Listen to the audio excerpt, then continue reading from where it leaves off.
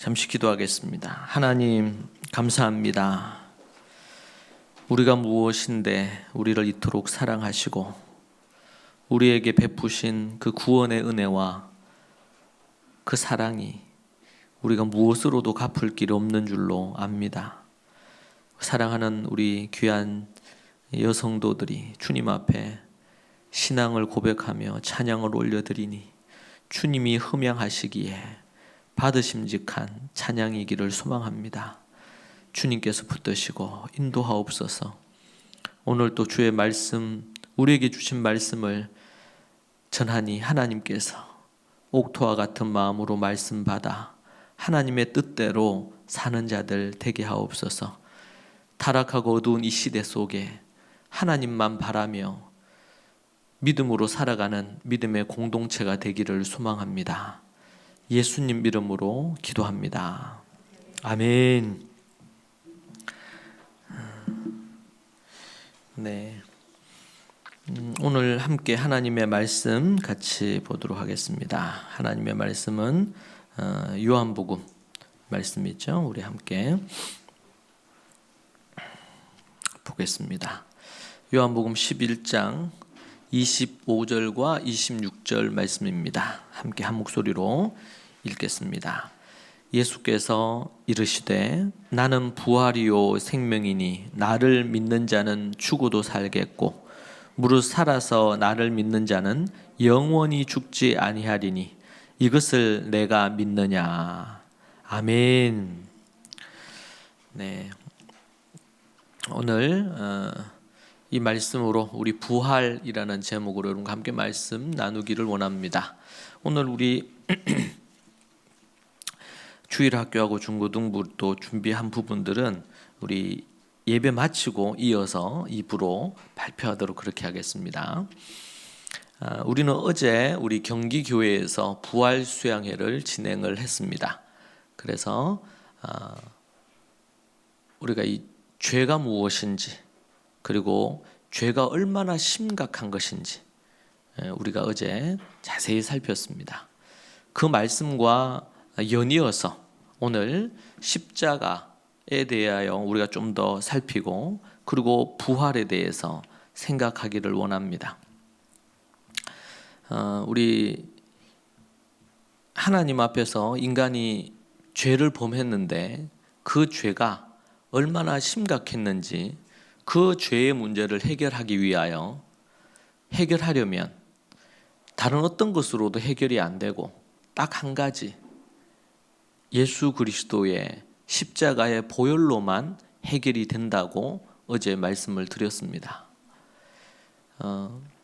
많은 성도들이 교회를 다니는 많은 이들이 지금 한국교회뿐 아니고 전 세계 교회가 소홀히 하거나 또 잃어버린 놓친 것이 있다면 죄의 심각성에 대하여 잘 모르는 것입니다. 그래서 가장 외면받는 표현 중에 단어 중에 하나가 하나님을 경외한다는 것입니다. 하나님을 경외한다. 이 경외한다는 이 단어는 그 하나님을 두려워하는 것입니다. 이 시대는 하나님을 두려워하지 않는 것 같습니다. 1세기 당시 예수님 당시의 제자들이 예수님을 하나님이심을 알고 두려워했던 것을 우리는 압니다. 구약에서도 모세도 그러하고 많은 믿음의 인물들이 하나님을 대면할 때 두려워서 엎드려 떨었습니다. 저들이. 그리고 베드로도 그렇고 사도들이 예수님이 하나님이심을 알고는 그 자리에서 나를 떠나시라고. 왜냐하면 하나님이 만약에 함께하게 되면 죄인된 인간은 그 자리에서 죽습니다. 그러한 의식이 이스라엘에 있었기 때문에 그 하나님과 함께할 수 없다고 생각했습니다. 그래서 초대교회 1세기 우리 교회에서는 하나님에 대한 경외심, 두려움이 있었습니다. 그런데 이 시대에는 그 하나님에 대한 경외심이 거의 사라진 것 같습니다. 하나님을 살아계신 하나님으로 의식하고 그 하나님께서 죄 가운데 있을 때 하나님이 심판하시는 분임을 생각하고 두려워 떨면서 살기보다는 그냥 하나님은 좋으신 하나님이고 사랑이 많으신 하나님이고 이런 부분으로 편중되어 균형을 잃어버린 하나님에 대한 이해를 가지는 것입니다. 여러분, 우리는 예수님을 믿고 나면 모든 죄가 사해져서 우리가 뭐 어떤 죄를 짓거나 뭐 어떻게 하거나 하더라도 우리를 구원하신다는 이런 잘못된 이해를 갖고 있는 부분이 있습니다. 물론 우리의 죄를 십자가에서 용서함을 받고 구원받은 자들이 하나님 앞에 또 죄사함을 얻고 믿음 안에서 살다가 넘어지면 회개하면 우리 주님이 또 그 죄를 용서해 주시지요. 그런데 어떤 전제가 있냐면 이제 이것이 우리 건강한 정통교회와 이 구원파, 이단 사이에 어떤 차이점이 있는지를 잘 기억해야 됩니다. 구원파들은 한번 하나님 앞에 구원을 얻었기 때문에 과거, 현재, 미래의 모든 죄가 사해졌다는 겁니다. 그래서 하나님 앞에 나는 의롭게 되었기 때문에 내가 어떤 죄를 지금 지어도 살인을 하든 간음을 하든 도둑질을 하든 무슨 짓을 하더라도 나의 구원에는 아무 문제가 없다. 그러면서 죄를 쉽게 짓는 것입니다. 이것이 구원파가 갖는 가장 큰 문제고, 어제가 이제 우리 세월호 사건이 있었던 기념되는 날인데, 그 사건에서도 우리가 구원파가 갖고 있는 잘못된 교리가 얼마나 사람의 양심을 파괴해서 왜곡시키는지, 그 꽃다운 아이들이 죽는데 그 아이들을 살리기 위한 최소한의 조치도 그 선장을 중심으로 하지 않았던 것을 우리는 보면서 정말 충격을 받았지 않습니까? 이 구원파가 갖는 교리 중에 매우 심각한 문제가 바로 그런 부분입니다. 구원파에 속하지 않는 이들은 다 지옥불에 떨어질 거기 때문에 저들은 죽어도 아무 문제가 없다는 거예요. 저는 그런 뉴스를 접하면서 너무 충격이었습니다. 그게 우리가 하나님 앞에서 올바른 어떤 믿음을 갖는 건 너무 중요한데, 특별히 구원파가 가진 이 구원론은 반도덕적이고 반윤리적인 부분으로 치닫습니다. 우리가 예수 그리스도를 믿고 구원을 얻는다는 것은, 한번 그렇게 구원을 얻고 나면 죄를 계속 지어도 된다고 성경이 얘기한 적이 한 번도 없습니다. 그것은 구원의 출발이에요. 그 이후에 날마다 하나님 앞에서 거룩함과 정결함으로 구원받은 자다운 삶이 열매로 맺혀야 됩니다. 그것이 너무나 자연스럽고 당연한 것인데, 이것이 잘못된 교리화와 그리고 왜곡된 구원파적인 구원론을 우리 기존 교회, 건강한 교회들이 잘못 이해를 해서 그렇게 삶이 없는, 믿음을 가졌는데 삶이 없는 그러한 부분으로 치닫는 부분들이 있는 것입니다. 여러분, 이것은 매우 심각한 부분이고, 자칫 잘못하면 교회를 우리가 실컷 다니고 하나님과는 아무 관련이 없을 수 있는 부분이 생길 수도 있는 것이죠. 여러분, 우리가 하나님을 경외한다, 이게 뭡니까? 우리가 예배 드리거나 찬양할 때 이렇게 뜨겁게 찬양하면 그걸 하나님을 경외하는 거냐? 아닙니다. 그런 요소도 있을 수 있지만, 경외한다고 할 때는 그 하나님을 우리의 일상, 삶에서 그 하나님의 말씀을 지키고 그 하나님을 두려워 떨며 살아가는 것입니다.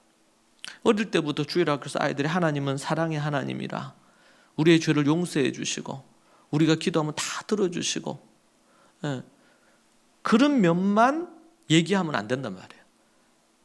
여러분, 다윗은 좋은 예로, 다윗은 하나님 앞에 하나님의 마음에 합했던 사람입니다. 그렇고 하나님을 믿은 사람 아닙니까? 그랬던 다윗이 하나님 앞에 범죄했잖아요. 하나님이 어떻게 하십니까? 죄를 무마시켜 줍니까? 그 죄에 대해서 회개하기를 거의 1년 가까이를 하나님 기다립니다. 그래도 회개하지 않아요. 그래서 선지자를 보내가지고 그 죄를 회개하도록 마지막 카드로 얘기합니다. 그때 회개하고 돌이켰어요. 다윗이. 마지막에 돌이켰습니다. 그 회개가 참된 회개였고 진실한 회개였기 때문에 하나님이 용서해 주셨습니다. 용서해 주셨더라도 그 죄에 대한 대가는 지불하게 하셨어요. 그래서 그때 임신된 아이가 죽습니다. 그리고 임신된 아이가 죽을 뿐만 아니라 그 집에서 칼이 떠나지 않습니다. 몰래 우리아를 죽였지만, 살인했지만 집에서 칼이 떠나지 않게 만들고, 너는 몰래 숨어서 몰래 간음했지만, 지금으로 얘기한다면 위계에 의한, 왕이니까 왕이 신하의 아내를 데리고 와서 강간하고 성폭행을 한 거죠. 그리고 나서 임신된 걸 알고 이것을 무마하기 위해서 전쟁터에 있는 우리아를, 남편을 불러서 술을 먹여서 그 아이가 우리아의 아이로 이것을 만들려고 수작을 부리다가 그게 뜻대로 안 되니까 전장으로 보내가지고 요압, 지금으로 얘기한다면 국방장관에게 지시를 내려가지고 죽이도록 만든 겁니다. 너는 숨어서 몰래 간음했지만 네 집안에서 모든 백성들이 보는 앞에서 네 아들이 너의 첩과 강간하는, 성폭행하는 사건을 보이겠다는 거예요. 여러분, 그리고 그가 죽을 때까지 그 이후의 기록이 별로 없어요. 그때 이후로 다윗의 인생은 내리막길을 걷기 시작합니다.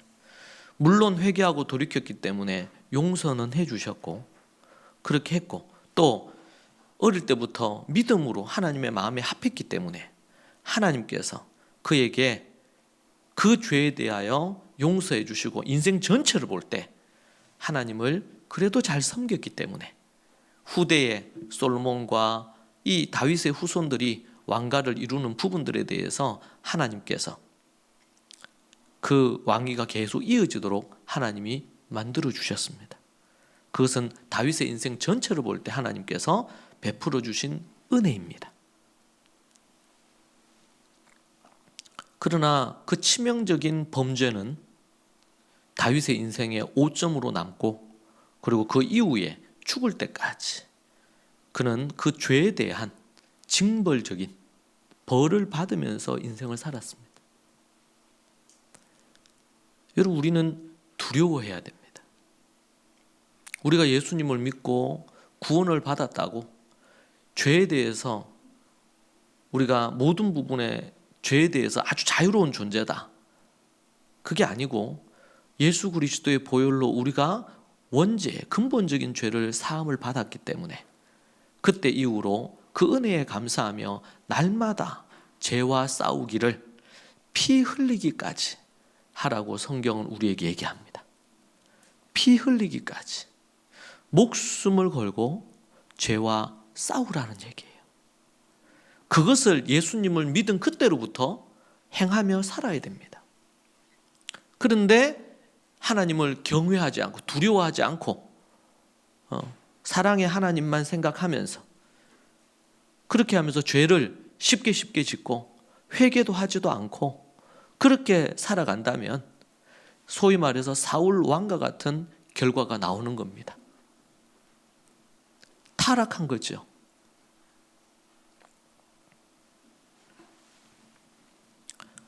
여러분, 이 시대가 심지어 교회마저도 그런 부분에서 타락하고 성도들도 깨어 근신하며 하나님을 경외하고 주님을 두려워하며 살지 않고 쉽게 죄를 짓고 거짓말을 하고 그리고 사기도 치고 살인하고 간음하고 이런 일들을 쉽게 범하는,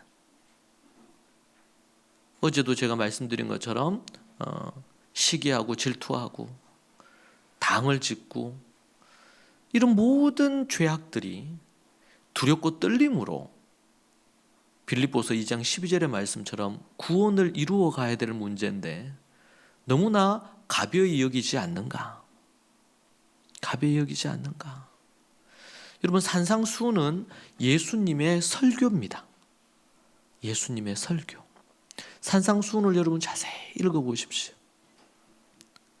주여 주여 하는 자가 다 천국에 들어갈 것이 아니고 하나님의 뜻대로 행하는 자라야 천국에 들어간단 말이에요.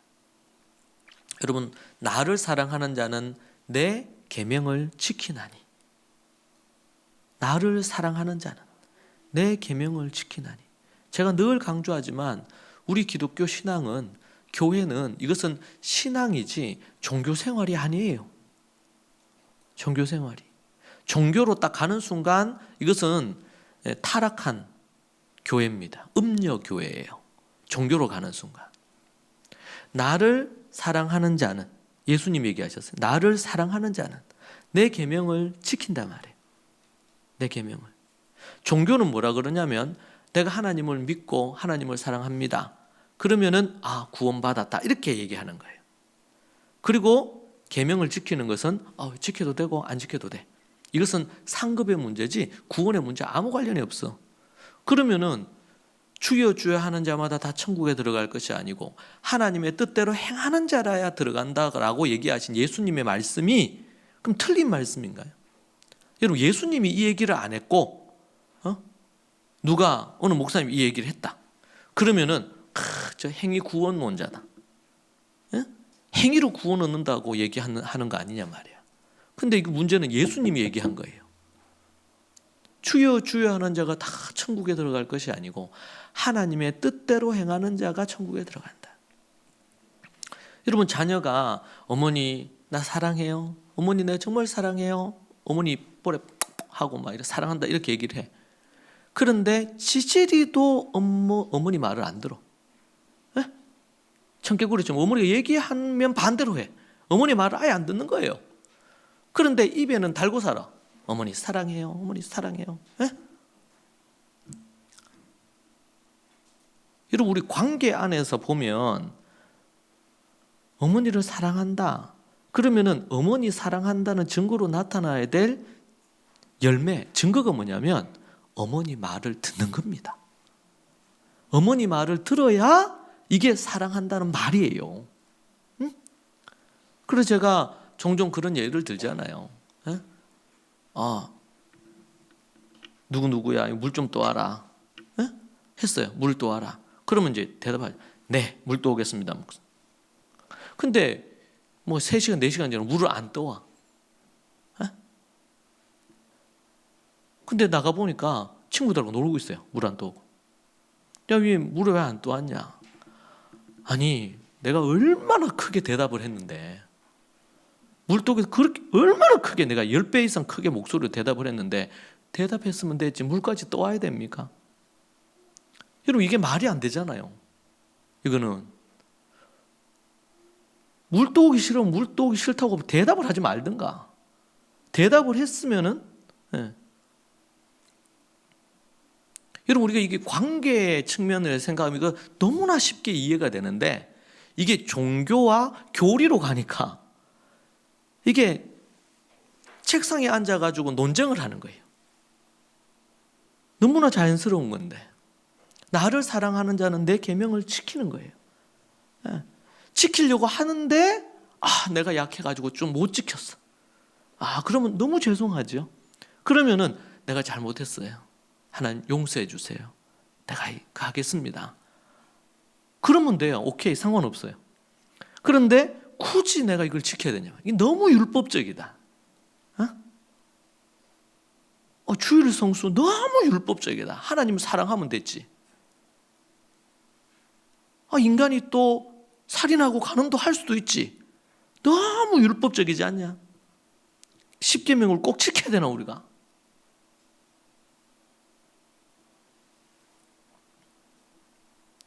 그래서 교회가, 기독교가 무윤리적인, 비윤리적인 부분으로 치닫는 이유 중에 하나가 잘못된 교리의 이해도 있습니다.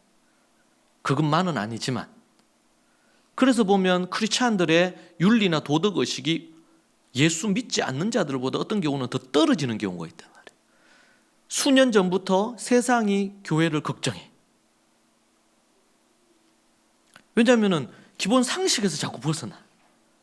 우리가 주님을 믿으면서 믿음에 관해서 상식적이지 세상의 상식에는 이게 안 맞는 게 있을 수는 있죠.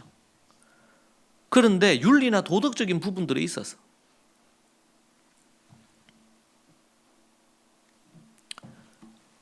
여러분, 우리가 하나님을 경외한다는 것은, 이것은 경외는 추상적인 개념이 아닙니다. 하나님을 사랑합니다. 사랑이란 개념은 추상적인 개념이 아니에요. 그것은 실제적인 겁니다. 나를 사랑하는 자는 내 계명을 지킨다. 나를 십자가에 죽으시고 나에게 생명 주셨는데 너무 감사하지 않냐 말이에요. 그래서 내가 내 멋대로 내 마음대로 살았던 죄인이었는데 이런 나를 살려주셨는데 이제 내가 주님 뜻대로 살아야 되겠다. 그러고 보니까 주님 뜻이 어디 있냐? 성경이 있단 말이지. 성경을 읽고 묵상을 하고, 여러분 묵상을 반드시 해야 됩니다.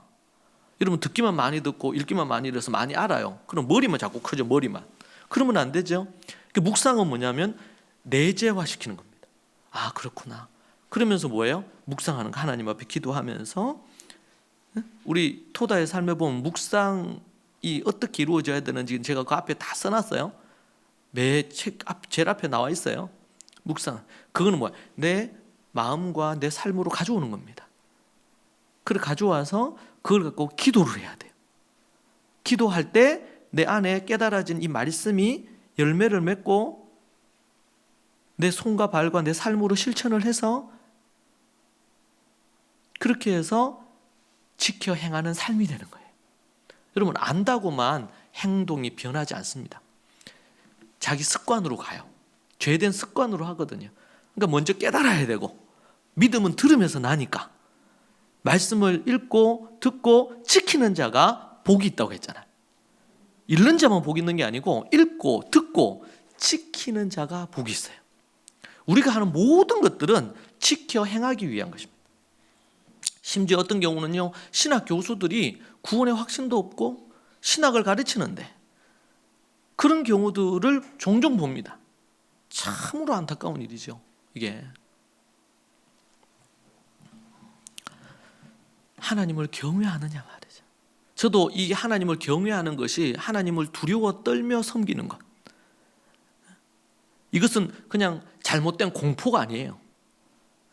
하나님을 사랑하는데, 그래서 우리 부모는 정말 친구 같은 이런 부분으로 함께 할 수 있지만, 그러나 하나님의 권위를 갖고 두려움에 존재해야 돼요, 부모는.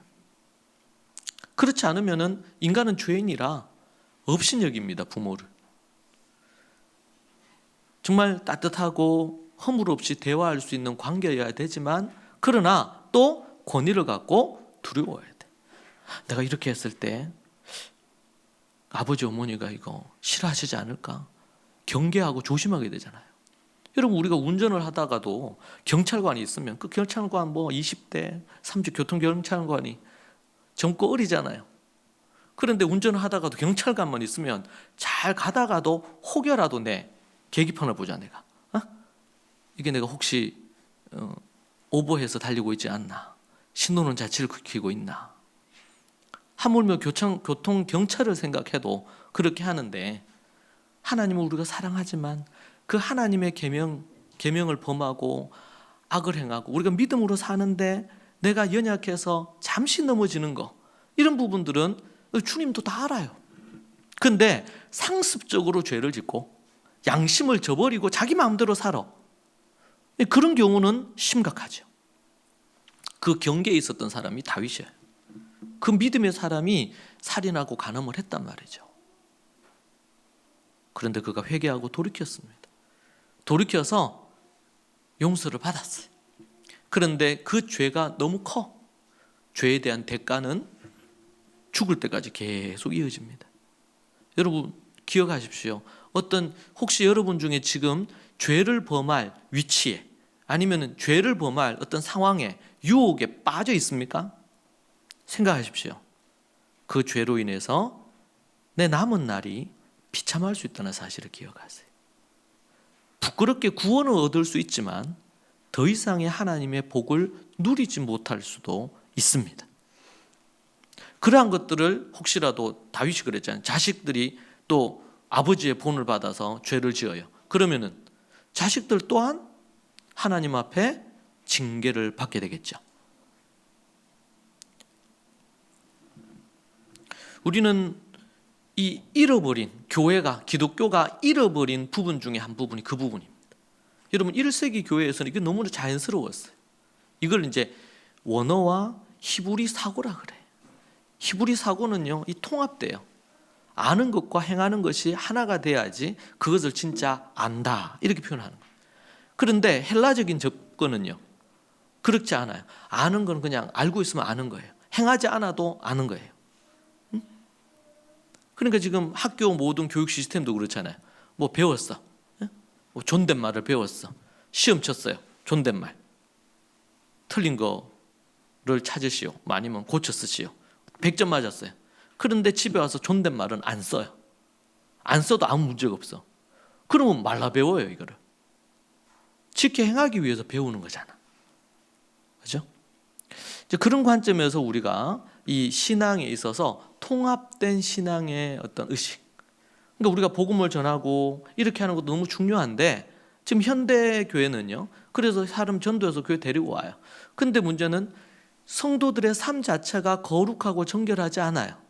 매력적이지 않아.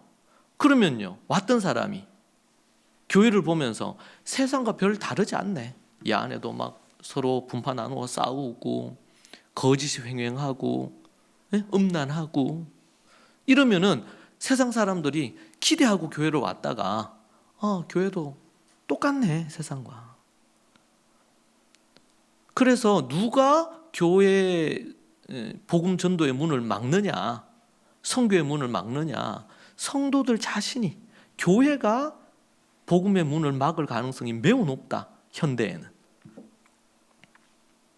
소금과 빛이 안 되면은 누가 왔다가 그 주님을 계속 믿겠어요.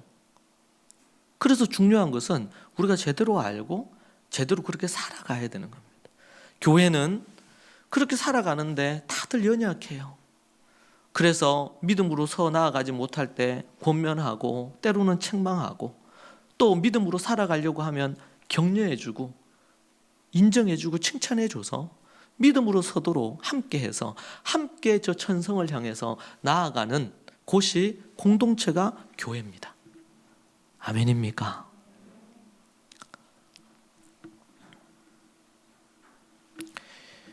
예수님이 왜 십자가에 달려 죽으셨습니까? 그런 죄인된 인간을 구원하셔서 이제는 더 이상 자기 원하는 대로 살지 않고 하나님의 말씀에 순종하는 하나님의 백성을 만들려고. 첫 아담은 불순종해서 모든 사람이 죄를 범하여 지옥불에 떨어지게 되었습니다. 그런데 마지막 아담 예수님이 이 땅에 오셔서 33년의 짧은 세월을 지내면서 철저하게 하나님께 복종하시고, 둘째 아담 복종하시고 순종해서 십자가에 달려 죽으시고, 온전히 순종하심으로 첫 번째 아담의 실패를 회복했잖아요. 그리고 이 예수님 둘째 아담을 따라서 우리도 이제는 더 이상 첫째 아담 따르지 않고 둘째 아담 따르겠습니다. 이렇게 하면서 회개하고 돌이켜서 주 예수를 믿고 나온 자들은 이제는 주 예수님이 사셨던 믿음의 순종의 삶을 우리가 사는 것입니다. 그렇게 작정하기로 하나님과 약속하는 거예요. 그런데 여러분 그게 쉽겠습니까? 옛사람, 옛습관이 몸에 배어 있어요. 옛습관. 이걸 떨쳐내는, 그러니까 피 흘리기까지 싸워야 돼요. 여러분 습관을 바꾸는 것은 정말 힘든 일입니다. 정말. 그런데 하나님 말씀 보고 기도하고 성령님, 세상에서 불가능하다 하지만 사람이 안 바뀐다 하거든요. 여러분 사람이 안 바뀝니다. 그런데 말씀과 기도와 그 가운데 성령의 기름 부음이 있으면 사람이 바뀝니다. 변한단 말이에요. 그래서 그때로부터 믿는 자들은 말씀 생활, 기도 생활, 그래서 뭐라 그래요? 하나님의 말씀을 주야로 묵상하라. 주야로 묵상하라. 여러분 일상 가운데 염려나 걱정이나 뭐 다른 거 이렇게 하지 말고 늘 찬양을 틀어놓듯이 성경 말씀을 틀어놓아서 요즘 핸드폰 있으면 다 틀리잖아. 주야로 그 말씀을 틀어놓고 듣다 보면 은혜 딱 말씀에 딱 걸린단 말이에요. 정해서 여러분 시간을 떼서 하나님 말씀 묵상도 하고 말씀을 읽기도 하시고 일상에서도 찬양이나 말씀을 틀어놓고 들으세요. 운전할 때 딴 생각하지 마시고 다른 뭐 라디오 듣지 마시고 말씀 틀어놓고 들으세요. 말씀이 내 삶에 늘 자리할 수 있도록, 말씀이 나를 지배할 수 있도록 항상 그 말씀이 함께 하도록.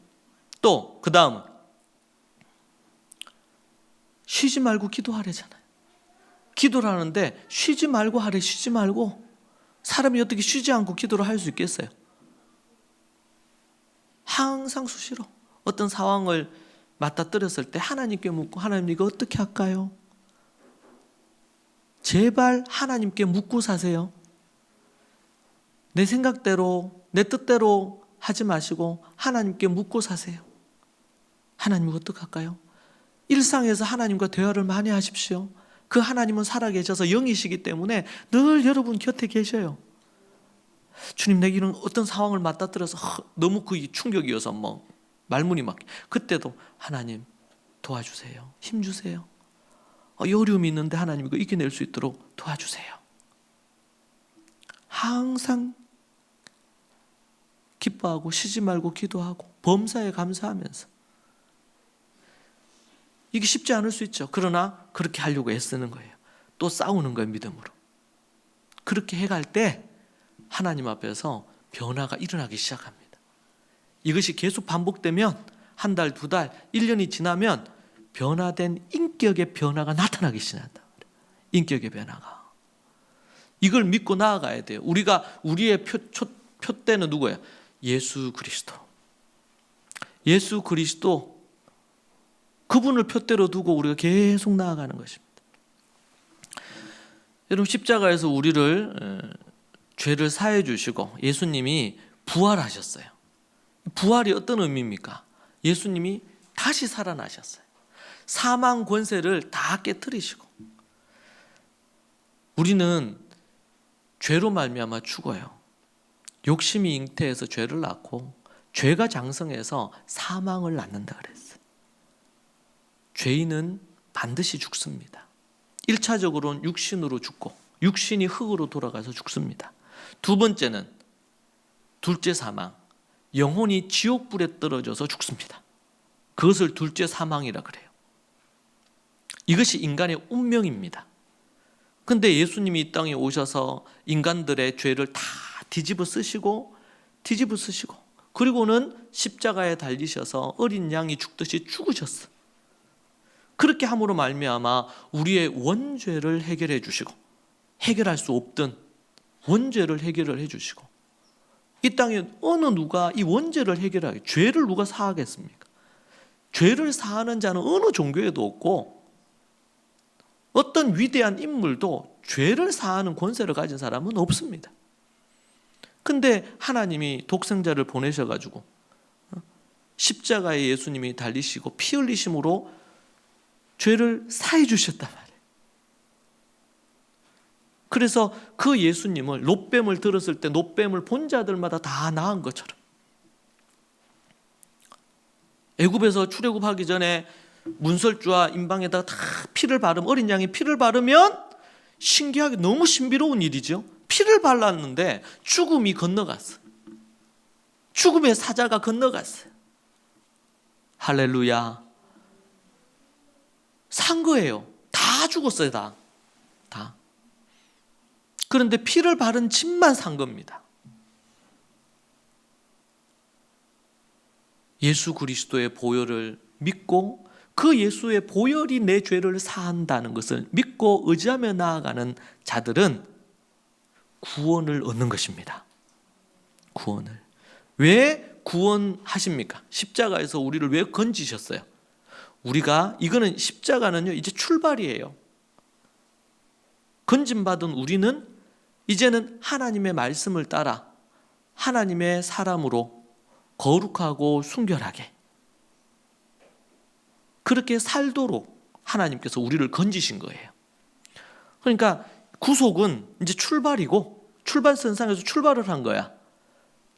구속은. 그 이후에는요. 목적, 하나님이 우리를 구원하신 목적을 향해서 날마다 나아가야 돼. 이걸 뭐라 그러냐면 성화다. 현재적 구원이다. 그렇게 표현하는 거예요. 그래서 여러분들이 죄사함을 받고 예수님을 믿은 이후로부터 어떻게 해야 됩니까? 성령의 열매를 맺고자 내가 하나님 앞에서 산상수훈에 나오는 그 거룩하고 정결한 계명을 지켜 행하는 삶을 살기 위해서. 그래서 여러분 1세기 당시에는 성경이라고 안 했거든요. 토라라고 불렀어요. 토라.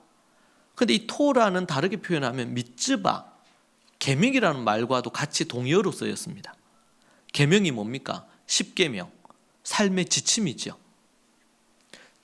하나님의 말씀 토라는 성경은 뭐와 지침이 중요한 부분을 차지합니다. 지침. 그러니까 하나님의 말씀은 지켜 행하라고 주신 거예요. 지켜 행하기 위해서. 예수님 믿기 전에는 욕심 따라서 거짓으로 이렇게 하면서 내 비즈니스도 하고 일도 하고 이렇게 했는데 예수님 믿고 나서는 정직하게. 그래서 침례 요한이 침례를 베풀 때 세리도 오고 또 뭐예요? 또 바리새인도 오고 군인도 오고. 그러니까 바리새인들한테 뭐라 그랬어요? 이 독사의 자식들아, 독사의 새끼들아, 누가 임박한 진노를 피하라 하더냐? 외식주의와 율법주의를 버리고 오라는 거예요. 바리새인들. 또 세리에게는요, 정한 세금 외에는 더 거두지 마라. 정직하게 살라는 거죠. 정직하게 살면 급료가 얼마 안 돼요. 세리도. 군인은요, 더 박봉이라. 더 박봉이에요. 그런데 그 군인한테 네가 받는 급료를, 월급에 만족해라. 그리고 돈을 더 하기 위해서 거짓 증인해가지고 그렇게 해서 돈을 버는 일을 멈춰라. 그렇게 하고 와라. 회개에 합당한 열매를 맺고 와라. 그러면은 내가 침례를 베풀어 주겠다.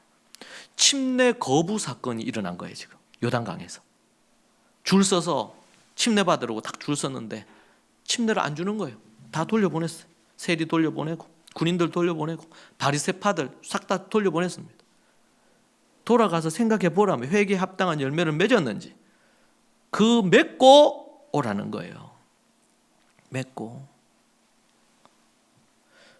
우리 주님이 우리를 위해 십자가에 죽으시고 부활하시고 우리에게 구원을 주신 이유가 뭡니까? 바로 그런 삶 살라고. 일상에서 하나님 앞에 거룩하고 정결하게 살라고. 지혜롭게 살라고. 많은 사람들이 잠언을 무시합니다. 야고보서를 무시합니다. 왜? 거기는 삶의 지침이 나오거든요.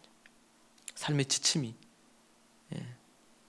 뭐 부모를 공경해라, 거짓말하지 말고, 음욕을 품지 말고, 음란한 짓 하지 말고, 막 갖가지 많이 나와요. 그래서 그걸 잘 몰랐던 루터는 뭐라 그랬냐면 야고보서를 지푸라기 서신이라 그래요. 행위를 강조하니까 지푸라기 서신이다. 그리고 어떤 신학자들은 산상수훈의 말씀 이거는 지키라고 준 게 아니다. 주석하기를. 이게 지킬 수가 없다 이거. 이런 식으로까지 해석해 놓은 거였어요. 그건 참 왜곡되게 해석한 거예요.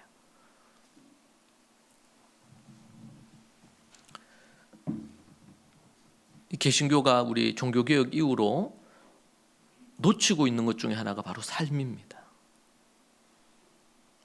우리 주님이 부활하셨습니다. 왜 부활하셨느냐? 우리를 죄에서 건지시고 그리고 나서 하나님의 친백성으로서 하나님이 기뻐하시는 거룩하고 정결한 삶 살라고. 그 삶은 뭡니까? 십자가만 의지하고 부활만 의지하면서 주님 주신 산상수훈과 십계명을 지켜 행하라는 것입니다. 지켜 행하라. 많은 사람들이 저한테 한 번씩 그런 질문을 합니다. 우리 어떻게 애들이 어떻게 유니스 오고 이렇게 하면서 애들의 이 성품 이런 것들이 참 많이 바뀐다는 거예요.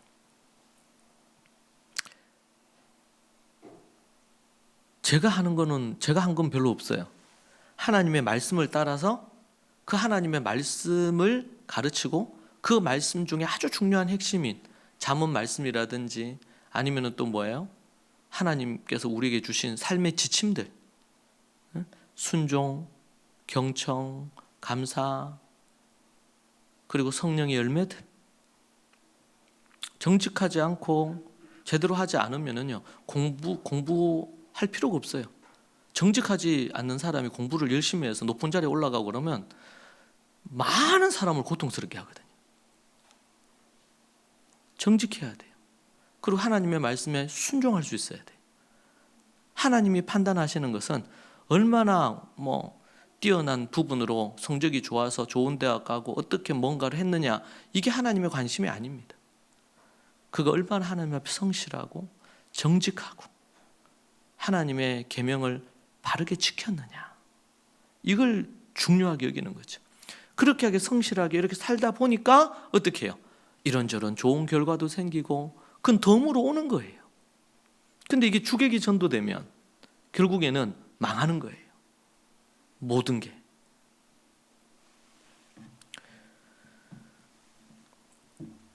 사랑하는 여러분, 우리가 예수 그리스도께서 부활하시도록 하나님께서 예수님을 무덤에서 일으키셨거든요. 그렇게 일으키신 이유가 뭐냐? 바로 하나님의 친백성으로 거룩하고 순결한 삶 살려고. 그래서 우리는 구속사를 출발로 보고, 그러고 나서는 우리가 우리 예수 그리스도를 닮는 것까지, 그게 목적사라 그럽니다. 한번 따라 하시죠. 목적사, 목적사, 구속사. 구속 이후에 목적을 이루는 거예요. 구속은 단회적인 부분들이 큽니다. 그 이후에 우리의 평생은 날마다 거룩한 구원을 이루어가는 거예요. 그걸 위해서 사단은 우리를 믿음을 떨어지게 하고 하나님 관계를 멀어지게 만들어서 타락하게 해서 지옥불에 떨어지도록 그렇게 수단과 방법을 가리지 않고 계속 공격해요. 그런데 믿음 있는 사람들은 하나님을 의지하면서 하나님이 우리를 이끌어 주시는 거죠. 견인이라 그럽니다. 그걸 어려운 말로 견인. 우리를 계속 이끌어 주셔요. 그게 우리의 믿음이 같이 동반이 돼야지 주님이 이끌어 주시는 것이 같이 동행이 될 수 있는 거예요. 그리고 우리는 언제 주님이 재림하실 것만 기다립니다. 이 땅은 우리가 더 거룩해지고 좋아지기를 바라지만 결국 예수님이 재림하실 때 이 땅은 노아 홍수 때처럼 타락한 시대가 될 것입니다.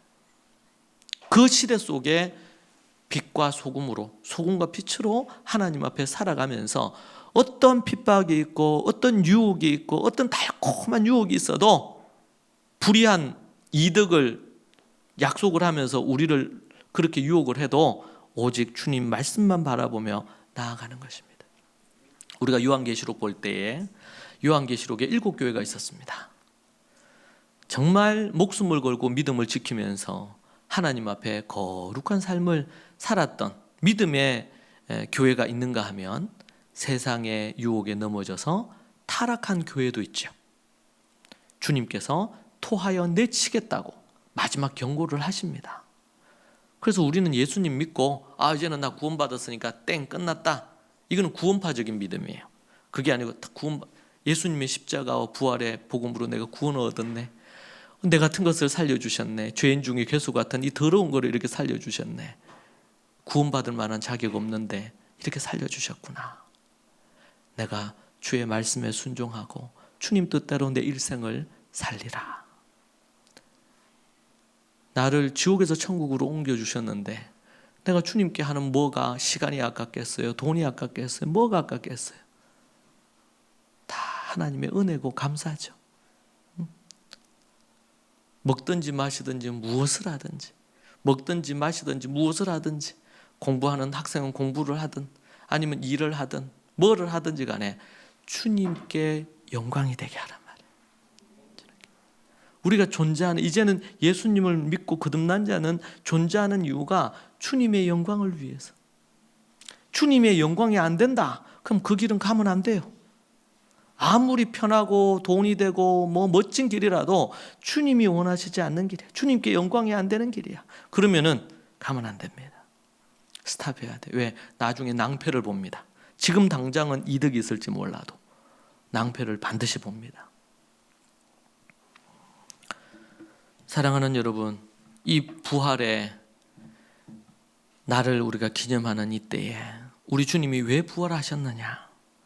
우리를 죄에서 건지시고 하나님의 거룩하고 정결한 삶을 사는 성령의 열매를 맺는 하나님의 백성 만들려고 우리를 주님 부활하시고 첫 부활의 열매가 되시고 우리는 부활의 그 다음 열매로 우리를 약속해 주셨단 말이에요. 여러분, 그 사실을 믿고 이제는 주님 앞에 믿음으로 날마다 살아가는 여러분이 되기를 축복합니다. 여러분, 이제 지금부터 해가지고 이제 50일 후가 되면 이제 오순절, 성령 강림절입니다. 이제 오늘부터 카운트합니다. 카운트. 그래가지고 이제 날마다 성령 강림절, 그때까지 이게 연속이 되어 있습니다. 이 절기가. 그래서 구속과 정결함, 그리고 그 이후로 날마다 뭐예요? 하나님 앞에 믿음으로 살아가고, 그리고 이제 50일 후면은 성령 강림절인데, 성령 강림절은 두 가지, 말씀과 성령님.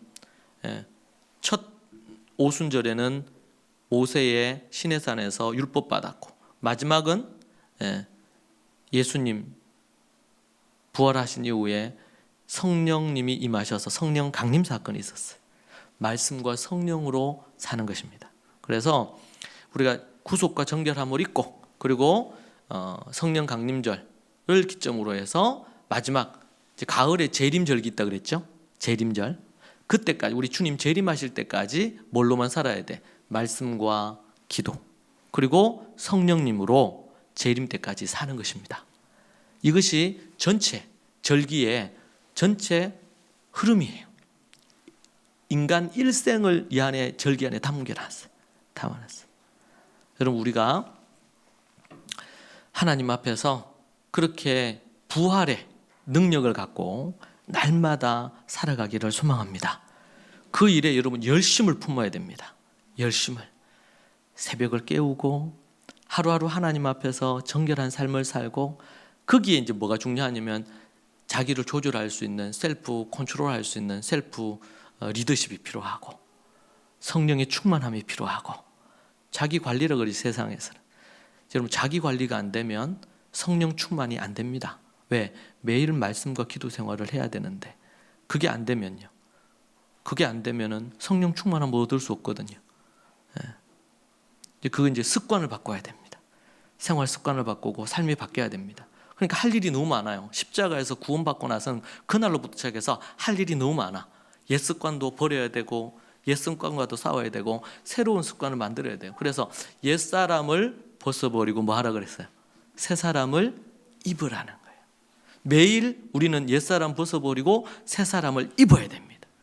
여러분의 입에, 혀에 옛 말 습관 버리고 긍정적이고 희망차고 다른 사람에게 힘을 불어넣는 그런 언어 생활을 해야 된다고. 삶의 모든 영역, 이것을 뭐라고 하냐면 성경적인 세계관이다, 이렇게 표현하는 거예요. 우리의 삶의 모든 영역이, 습관이 아침 저녁부터 일할 때도, 옛날에는 그냥 뭐 많은 우리 세상 사람들이, 많은 사람들이 그냥 월요병 있잖아요. 근데 우리 그리스도인들은 싸워가지고 월요병이 아니라 월요일 날 최고로 기쁜 거예요. 주님과 함께 성령 충만해가지고 주일 성수하고 나서 월요일 날 직장에서, 정말 직장에서 누구 직원으로 있다면 그 사장을 주님처럼 섬기고, 그렇게 해서 직장 생활이 즐거워지죠. 가정 생활이요, 즐거워져야 되겠지. 그런 부분을 우리가 삶 속에서 누리며 살고, 그 어떻게 해야 될지 몰라서 모른다면 구체적인 지침을 배우고 실천하고 실행하고, 이렇게 해서 하나님이 기뻐하시는 인생으로 탈바꿈돼서 날마다 살아가야 돼요. 그리고 그럴 때마다 이제 그럴 때 어떻게 해야 될지 모르잖아요. 그 지금 우리가 믿으면 된다 이렇게 했기 때문에 구체적으로 어떻게 삶을 살아야 되는지를 제대로 지침을 배운 적이 별로 없는 거예요. 그래서 제가 자녀 교육, 가정과 관련해서 제가 책을 쓰고 이렇게 하면서 그 지침을 만든 거예요. 그 지침을 어떻게 해야 된다, 자녀를 그거 할 때는. 그런 지침들을 하나하나 1세기 교회에서는 어릴 때부터 그걸 배워요. 10대 때부터 결혼 생활에 대해서 배웁니다. 10대 때부터 직장 생활에 대해서 배웁니다. 실제적인 지침이 있어요. 근데 기독교에는 실제적인 지침이 없어요. 믿으면 된다 이렇게 이제 본 거죠. 이게 매우 잘못된 것입니다. 그러려면 뭐 해야 됩니까? 공부해야 됩니다. 어떻게 해야 될지 공부를 해야 됩니다. 공부를 삶의 모든 영역에 배워야 됩니다. 편협되게 어느 치우친 걸로 배우면 안 됩니다. 균형 있게 배워야 됩니다. 그리고 하나님 앞에 그것을 지켜 행해야 됩니다. 그럴 때 놀라운 능력의 역사들이 일어날 줄로 믿습니다. 그 일이 여러분에게 있기를 소망하고, 그 일을 위해서 정말 부지런히 게으른, 세상에서도 게으른 사람을 쓸 데가 없어요. 아무리 능력이 많으면 뭐합니까? 게으른 인간은 어디 쓸 데가 없습니다. 성실해야 되고 열정이 있어야 되고 매사에 뭐를 하든지 간에 뭐 한번 했다 그러면 끝을 보려고 하는 마음을 가져야 되고, 여러분 세상에서도 그래야지 성공하잖아요. 여러분 주님을 믿는 우리도 똑같거든요. 5달란트, 2달란트 받은 사람 보세요. 받아가지고 뭐 얼마나 열심히 했어요. 1달란트 받은 인간은 그냥 묻어놓고 놀았어요. 그리고 말은 많어. 말만 많어. 열심히 안 하고. 여러분 우리가 예수님 믿고 믿음 생활을 열심히 해야 됩니다. 부지런히 해야 됩니다. 게으르면 안 됩니다. 내가 좀 게으르다 싶으면 하루를 날 잡아가지고 한 30분 개미 쳐다보면서 묵상을 좀 하세요. 개미가 어떻게 사나. 우리 잠언에서 얘기하잖아요. 개미에게 배우라고, 게으른 사람들은. 그리고 아니면 여러분 주변에 부지런한 사람 있죠. 그런 사람을 여러분 모델로 삼아놓고, 심지어 안 믿는 사람도 좋아.